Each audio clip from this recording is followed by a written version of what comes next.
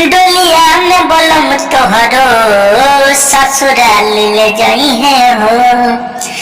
डोलिया में बलम तोहरो ससुराल ले जाई है हो। जान जाई अरवा के, जान जाई अरवा के सेनुराज लगई है हो। जान जाई अरबा के सेनुराज लगई है हो।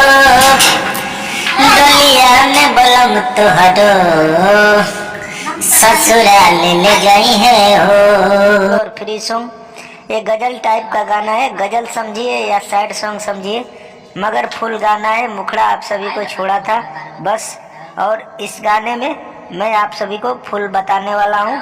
फुल वीडियो को वॉच कीजिए। और डोलिया में बलम तोहरो